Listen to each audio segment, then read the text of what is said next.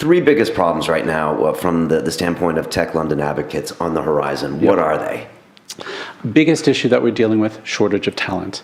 We're talking about all the wonderful growth that we're seeing out there, and it's incredibly exciting. I worry about talent, that we're not filling these jobs fast enough. We did a survey monkey to all of our advocates back in, I think it was early April. And the number one issue that came back from everybody, like 45%, was shortage of talent.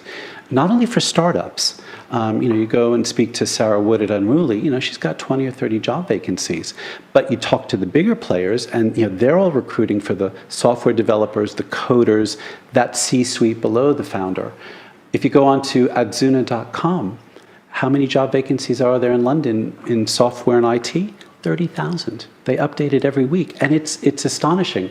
The good news is it's showing that all of these businesses, the tech sector, is showing signs of vibrant growth, but the challenge is how are we going to fill these jobs quickly enough? The education curriculum is changing, but that's going to take several years, I think, as these kids go through the new curriculum. I've got 3 sons, and they had ICT, but they weren't taught in terms of computer science and coding. That will start to happen, but that's going to take a while. So then you have to look at how do we fix this in the near term? Well, Decoded and Makers Academy, I think, are great boot camps, and they're doing a brilliant job. We need 10, 20, 30 more of those to really make sure we're producing enough talent to fill these jobs. Number one issue by far. And is that talent going to come from the continent, or does it need to really come from Britain? I mean, because everyone talks about the fantastic programmers that are coming from all over the EU, but do we need to do a lot more at home here? I think we need to do more at home here. I think it's going to come from the EU. I think it's going to come from the rest of the world.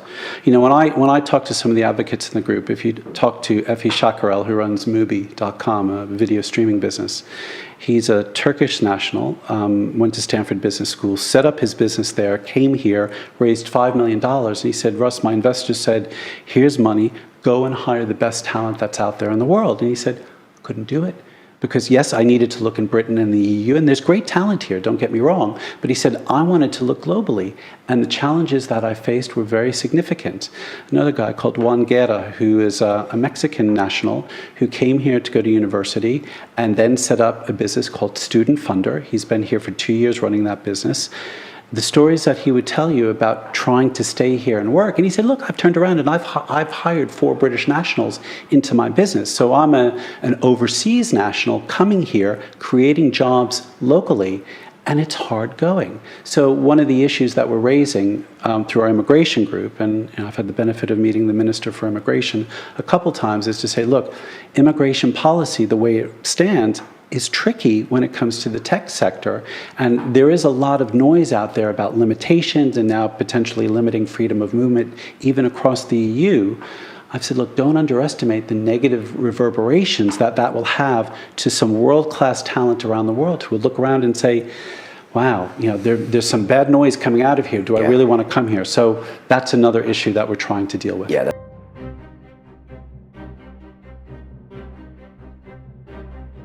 How can anybody sign up, publish an event, and start selling tickets in a matter of minutes?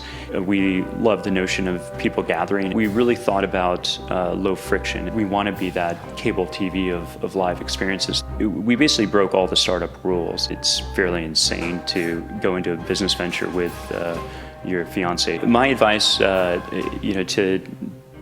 to any 20-year-old or fledgling entrepreneur is to not listen to their parents. Do something really incredible.